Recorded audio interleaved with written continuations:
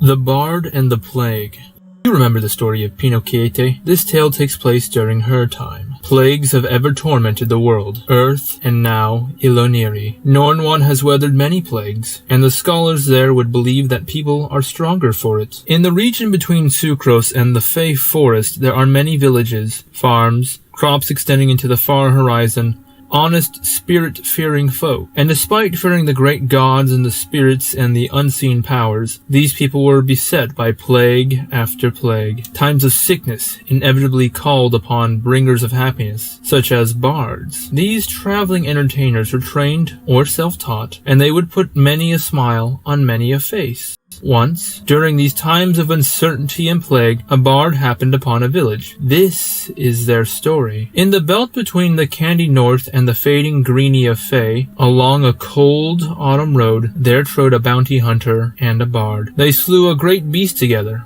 Or rather, the bard distracted, whilst the bounty hunter slew. A head was to be turned in for a reward. The bard, in typical bard fashion, implored the hunter's past and home. The hunter tells of his hometown, and gives the bard directions to it. He wishes him well, and says that he has no desire to re-enter the sad burg. And before the bard set off for the village, the hunter handed him a locket. He gave a brief description of his wife and child, and said to avoid the first and give the locket to the latter. The bard promised to, at the very least, not pawn the locket for personal gain. And they parted. A dirt path. Foggy.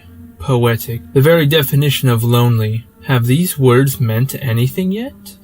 The trees tighten their grip. The clouds loom over the bard. The trees have memorials to honor those that have fallen to the plague. Signs warning all travelers to turn back. The signs warned of infection ahead. The bard was not worried. He was healthy. He had nothing to fear, and he knew to keep his distance. He was not born yesterday. The bard would not heed warnings. He had come too far. Far too far. Upon entering the town, silence is the only sound to welcome our hero. 'Twas late, but even the smallest village would have a night watch. He looked up and down the wide stone streets, the one-story gray shacks, the fountain in the town square. Not a soul could be seen. Then, like lightning, it occurred to the bard, even a night watch, town guard, or local hero must stop by the tavern for a drink. The bard decided to play right there in the middle of town. A plague doctor approaches and tells the bard to leave, the latter of which will not. The doctor was a stranger here as well, but his purpose was to cure the plague, and at the least, treat it. All white was his garb, his flesh unseen, none but a menacing mask for a face. Soon, a crowd of townsfolk gathered. The sun had nearly set. The arguing grew. The villagers berated the bard. They were a mass of grey cloth and pale faces. Theirs was to follow the doctor. He was their savior. And their savior had taught them that outsiders were bringers of plague. The plague was a thinking machine. It hated colors, the old, the middle-aged, songs and poetry. It demanded blood for insolence. And then a group of children, teenagers, and the village elder appeared. The elder rebuked the townsfolk for their unworthy behavior. The plague doctor gave a curt bow to the elder and retreated to his quarters. The elder apologized on behalf of the unwelcoming throng. He invited the bard into his modest abode. Inside, the elder spoke of his experiences. Once ago, this village was a beautiful town, but now time has eroded their vigor. The quiet village has had 3 harsh winters. Many had left, by way of cart, foot, and death. Many during this fall had fallen.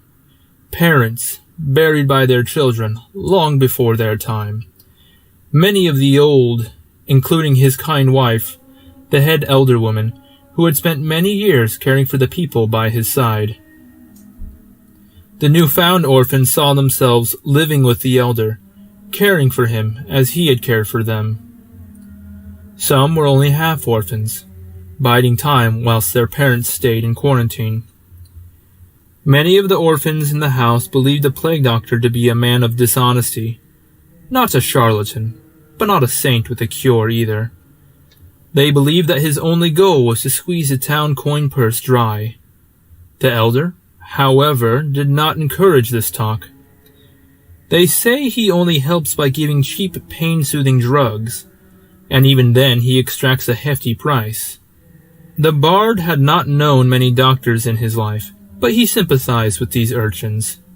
As a traveling trader of goods and services, he respected honesty and began to dislike this doctor for his apparent dishonesty. More tales, gossip, legends, and rumors were shared. Nothing quite like a warm fire and stories. One teen in the crowd stood out to the bard, and he realized it was because this child belonged to the bounty hunter. He presented the locket. The child instantly recognized it. The teenager told tale of the father, saying that the rumors were that he had died of plague.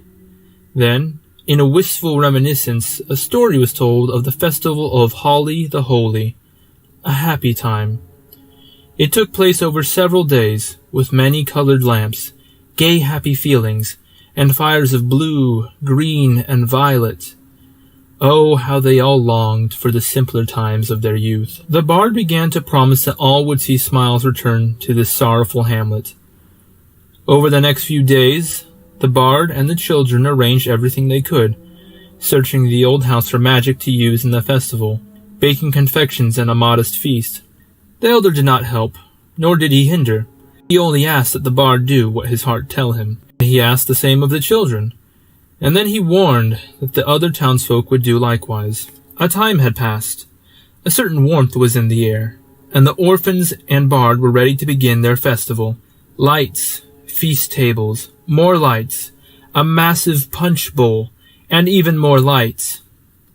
The bard made the loudest noise he could, and with that the festival began. They would not let fear enslave them, and after making a veritable ruckus, the doctor stepped forth to oppose the bard and his merriment. He told the bard to leave, as he should have from the start. The bard was too high to listen.